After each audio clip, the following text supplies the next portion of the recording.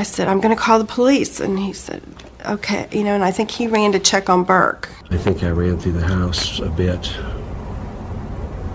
He went to check our son. Checked our son's room. Sometimes he sleeps in here.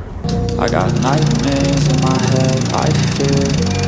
Thoughts build up until I can't hear. My mind fills up into a creature, and it haunts me somewhere much deeper.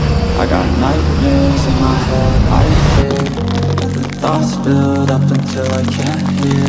That my mind fills up into a creature, and it haunts me somewhere much deeper.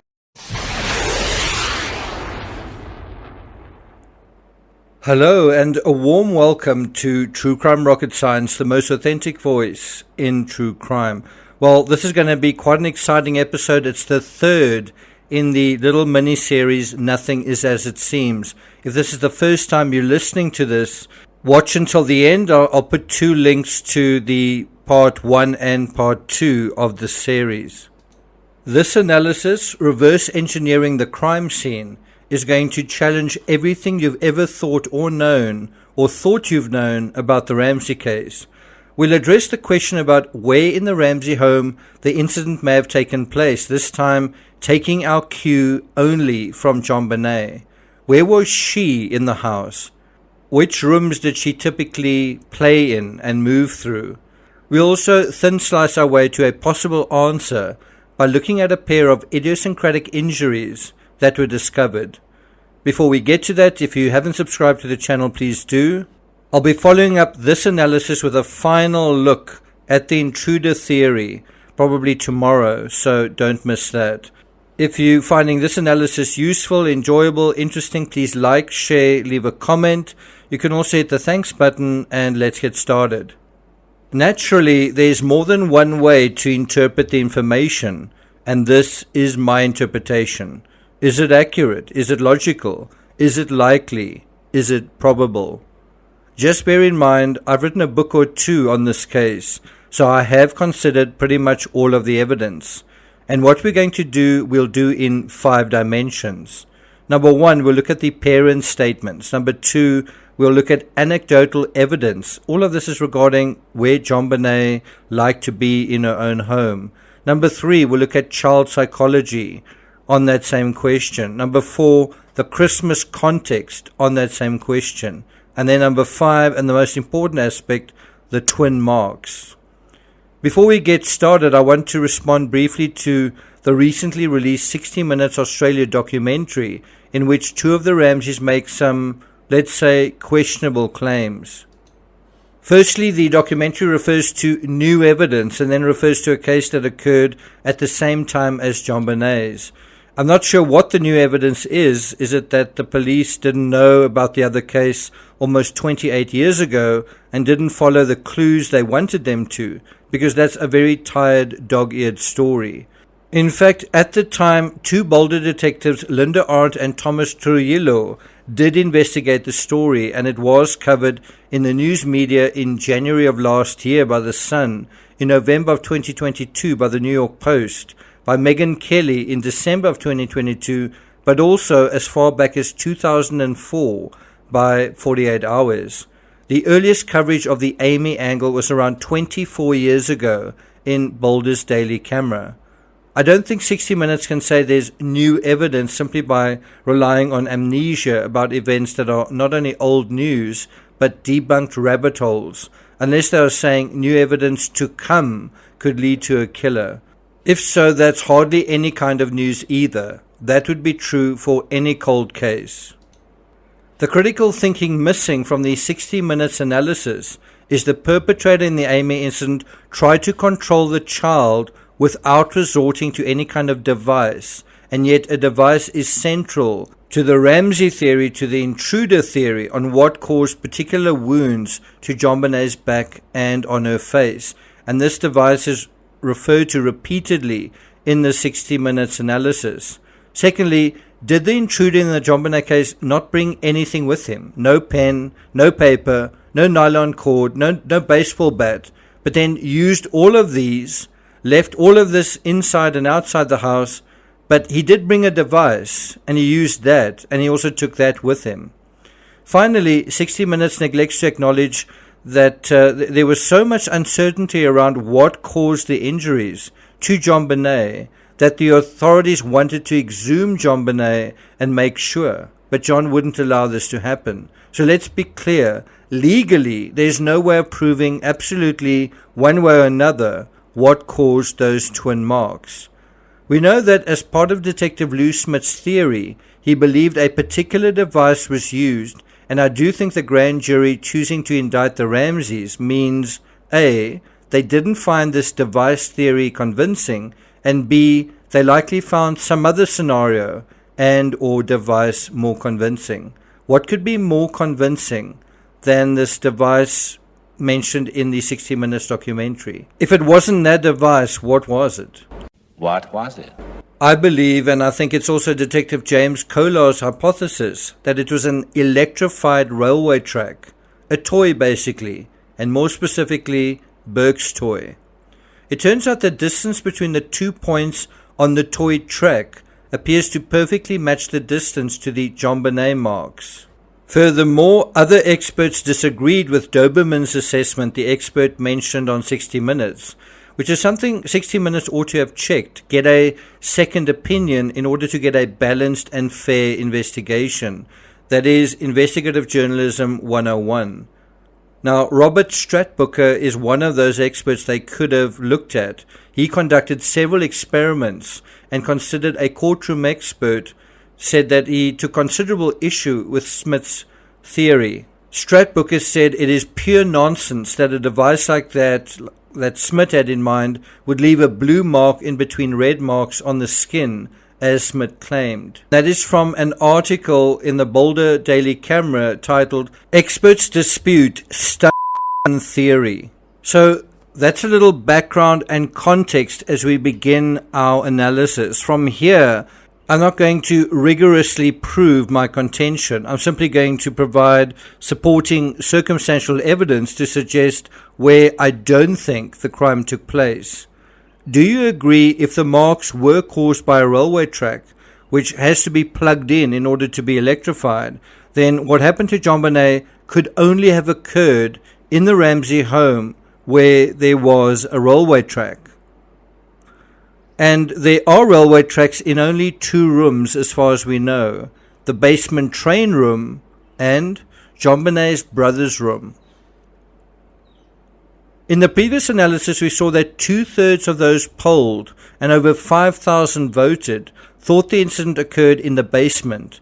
Less than 5% imagined it occurred in one of the Ramsey children's bedrooms. But what if it did? Now let's put this question through those 5 dimensions, starting with number 1, parent statements. What have the parents said on this issue? Well, in JONBENET's America, released in 1998, Patsy says that John went to look for JONBENET in Burke's room while she called 911. I played that clip at the beginning of this episode. I said, I'm going to call the police. And he said, okay. And I think he ran to check on Burke.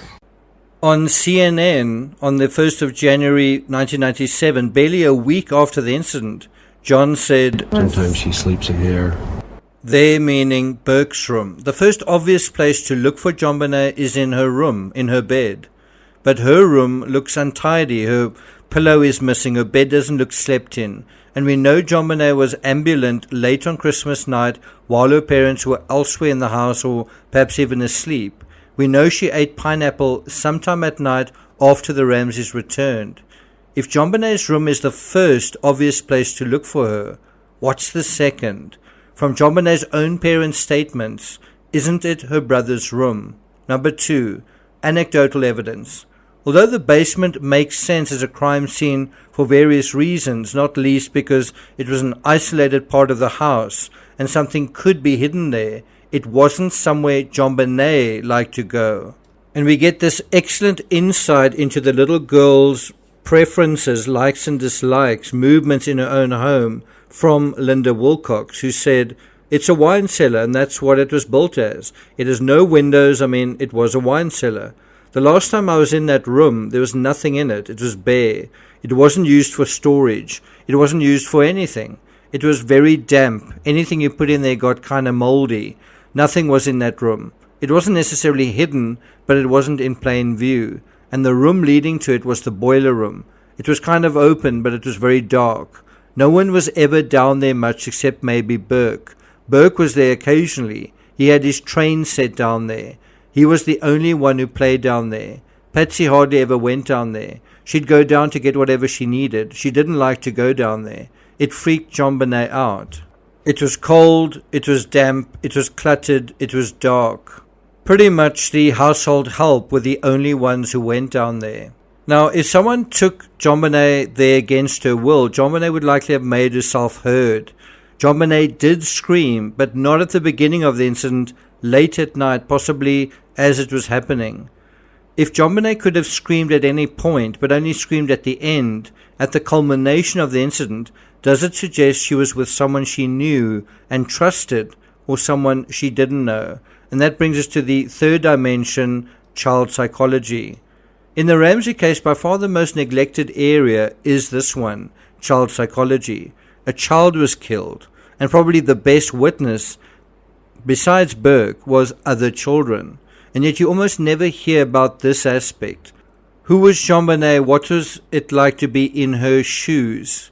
That's what makes the JonBenet Ramsey story so strange. It's all about JonBenet, and yet it's never really about her, about who she really was. Do we ever find out who this little girl really was as a human being, as a person, as an individual? Did you know that her bedroom initially was right beside Burke's, and that at one point both children had shared the same bathroom, and often when they wet their beds, and both of them were bedwetters, they would simply jump into the next bed. Both bedrooms in the kids' rooms had twin beds. Now think about it. If JonBenet's bed had urine on it, and so she would want to sleep in an alternative bed, well, what alternative beds were available? Well, there was the bed in her room, but does that bed look slept in?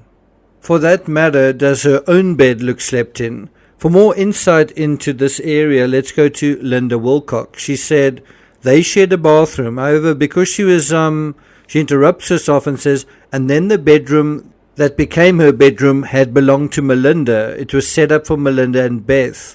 It had twin beds, and it was called the pink room because it was mostly done in pink. JonBenet wouldn't sleep in her room because the pink room had a VCR, well, a TV and VCR. And by the way, in the evidence files, there are stacks of videotapes in that home. If you just look at the words that Linda Wilcox uses, at one point she says she was always sleeping in the other room. She also says, so that was originally her room, but she wouldn't sleep in her room because it didn't have a TV in it. Number 4, Christmas context. Linda Wilcox describes the basement as cold, damp, cluttered, and dark. Although Burke may have had reasons to go down there, for example, to check on the wrapped and unwrapped gifts that had been brought for him, and incidentally the high-tech shoe print is found directly in front of those gifts. Having satisfied his curiosity, one can't imagine Burke spending much more time down there in the middle of winter. And especially not over Christmas, when most of his Christmas plunder of new toys would be upstairs from the basement in his bedroom. JonBenet would have no reason to go down there either. This is where the Christmas context and child psychology together become important. On Christmas, besides peeking at additional gifts, Burke would have no other reason to be in the basement. He would be where his new toys were, ditto JonBenet. The train room had old toys from Christmases past. Where would the new toys spend their first hours with their new owners? Well, where do you think most of the action takes place in Toy Story, when the action is inside the house and all about toys? In the basement? In the kitchen? No. Here. Another prescient insight into child psychology that one might not really think about or consider is how one child over Christmas might be very interested in what another child over Christmas got for Christmas and what they are up to. How does their own Christmas haul compare to their siblings? And you wouldn't only have one sibling checking on the other sibling would check on the other sibling. It would be a mutual checking. To do that would involve going into the other's room or going to wherever these gifts have been assembled. And obviously in wealthier families there would be a lot more gifts, a bigger Christmas hoard. On Christmas, where would children most likely spend their final minutes before going to sleep on the most exciting night of the year? Well, here. In his interview with Dr. Phil, Burke said explicitly he was downstairs, meaning in the lounge, putting together a toy. Do you remember what you did that morning? I remember peeking down, and I remember seeing like an electric train. Spread of the marks that they were alleging were actually the ends of train tracks that might have been poked into her. You had a train set at home, right? Yep. Did you ever poke her with a train track? The moment you said that, I was like, how would I even do that? I think your dad had said he used the flashlight that night to put you to bed, and then you snuck downstairs to play. Yeah, I had some toy that I wanted to put together. I remember being downstairs after everyone was kind of in bed and wanting to get this thing out. John Ramsey also says in the book, I went downstairs to try to get Burke to come up to bed, but he was deeply involved in assembling what he describes as the miniature parking garage he had received that morning. So John is trying to emphasize, or whoever is responsible for this part of the narrative, that Burke is downstairs and the toy he's working with is a miniature parking garage. But I think the important part to consider is the child psychology, which is after dark, after this idea that the children are asleep, when the parents are asleep, when the parents are in bed, the children get back up. Certainly Burke got back up and continued to play. And John actually says, I settled down on the floor beside him. Where was Burke playing or assembling this toy? On the floor. Can you imagine him being on the floor in the basement, in the cold basement? And this is only my opinion, I think it's more likely he was in his own bedroom awake. He says he was awake. I think that's true. Perhaps playing on the floor. After all, each bedroom in the Ramsey home had its own Christmas tree, and Burke's room would have been toasty warm with its gas heaters on the walls. Also, in photos of his room, you can see gifts underneath a Christmas tree. So why on earth would he go out of his room to play with the toy when the toys were in his room? If the children had a choice for where they wanted to be late at night, playing with their toys, and the choice was between the basement and one of the bedrooms upstairs, the cold would be the deciding factor, wouldn't it? For this reason, they wouldn't, in my opinion, choose the basement. And that then brings us to number 5, the twin marks. If you think about it, the last thing that happens on Christmas night is Burke assembling a Christmas toy. Are we ever told what it is? Are we ever shown what it was? Well, could it have been another train set? If he already had a train room, an extension or an upgrade would make sense. And there is video evidence that appears to show train tracks half assembled on the carpet in Burke's room, and that is besides his own acknowledgements about getting a train set on Dr. Phil. If JONBENET ate pineapple at the same time Burke did, it stands to reason they may have done other things together as well. Don't children unwrap their Christmas gifts together at the same time? And that's some of the last photos, I think it is the last photo we see of Burke and JONBENET, both unwrapping their gifts. Wouldn't another thing they might do is play with their gifts at the same time? And then the question being, perhaps in the same room. JONBENET is described as playing on the floor at the White's house with Daphne, making paper jewelry. Perhaps she continued doing the same thing later that night. In any event, if the twin marks on JONBENET's back were caused by an electrified railway track, doesn't it suggest she was either in the basement train room or Burke's room? But the track in the train room is elevated, and Burke makes a very good point. How would one actually get this track into position to poke? Would it be easier to make contact with a track on the table or a track on a carpet? In other words, on the floor. And you wouldn't necessarily need to elevate the track, in other words, move the track to the person. If someone were lying on the track and one end of the track was exposed, that could do it as well. So those marks could also have been caused by accident. Were they or weren't they? Because there were marks on her back but also marks on her face. So what was the reason for these marks, if there was a reason? And you might say it was to silence JONBENET, but I'd say it was more likely to cause her to shout than silence her if wielded for that purpose.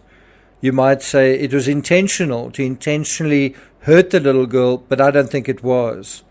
I think it was either that she lay on the track, or, and admittedly this may be a little far-fetched, what if it was a clumsy effort instead to revive her? Perhaps a child's version of using a defibrillator.